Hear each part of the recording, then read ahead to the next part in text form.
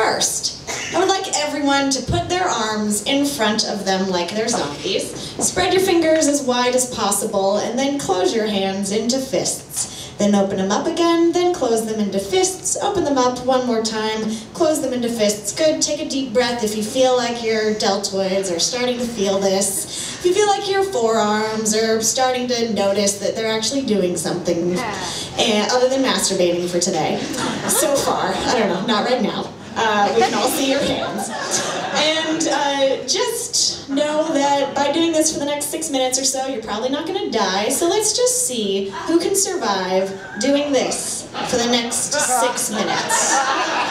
While you're doing that, first I'm going to prepare myself a little snack. This is an open-faced peanut butter and brown sugar sandwich.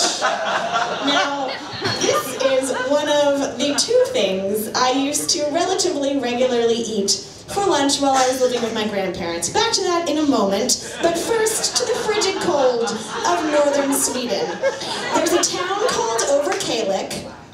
In Överkalix, they have been recording with a diligent farmer's almanac their entire history, from birth rates to birth weights, to disease states, to times of death, ages of death, and causes of death. Like any good farming town in the frigid north, they've also been regularly recording crop yields and farmers' products, and the relationship between a family's crop yield and the number of kids they have and how those kids do. How are your arms doing so far? Yeah, take a deep breath, stretch it out if you need to.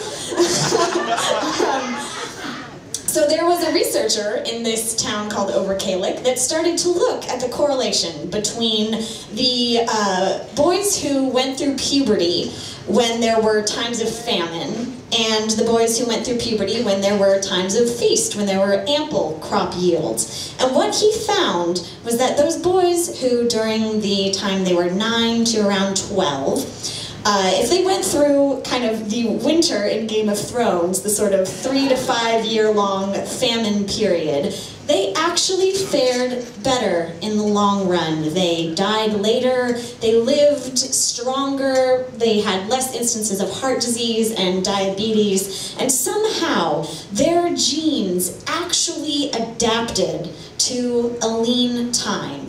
They just managed to eke out a little bit better living, surviving through that tough time, right when their bodies were trying to grow really, really fast into grown-ups. And I don't know whether, it's not yet proven whether they ended up, you know, genetically modifying, just being superior when they were born, or if they managed to steal food from their peers as they were growing up.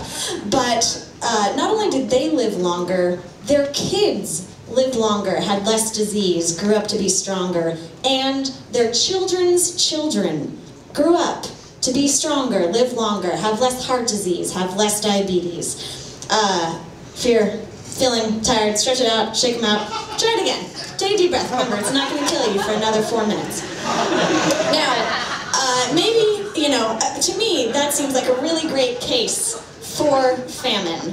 But maybe you're thinking, Anne, I'm never going to go to Sweden and live in a farming town. Anne, I'm not going to have kids. Well, let me bring your attention to, I don't know, maybe you are. So there was another test, a similar research project done in Stanford in the 60s and 70s, where they took 5-year-olds and they placed a marshmallow in front of them. Not like a mini marshmallow, not the kind that go on marshmallow cheese toast. Sidebar, if you don't know what marshmallow cheese toast is, you were never an obese child raised by your grandparents. We'll get back to that in a moment. So these kids had a marshmallow placed in front of them, and not a peep, no, an actual just a marshmallow, and they were told, you can eat this marshmallow, or you can wait 5 minutes and eat this marshmallow and a second marshmallow. And those kids worked so hard to resist eating the marshmallow for 5 minutes. They would sit on their hands like they were watching a stripper. They would close their eyes. They would hide the marshmallow on one side of the room and go to the other corner, close their eyes, sing their favorite song really loud just so they could distract themselves from not eating the marshmallow.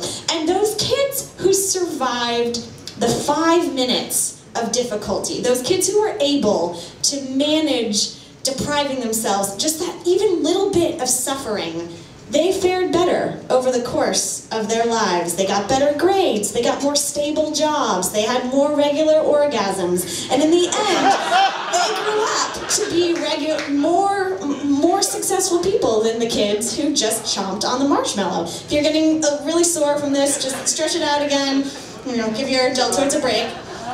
Good, and we'll get back to it. So, the thing that scares me the most is that I don't know if I could have been one of those kids, because when I was 8, you know, I never really knew what it was like to be deprived. I found out much later that my parents were poor and were in fact deeply in debt to their parents. So when my mom died suddenly, my grandparents came to live with us. And those foods that become special holiday foods suddenly become something you eat every day, like marshmallow cheese toast.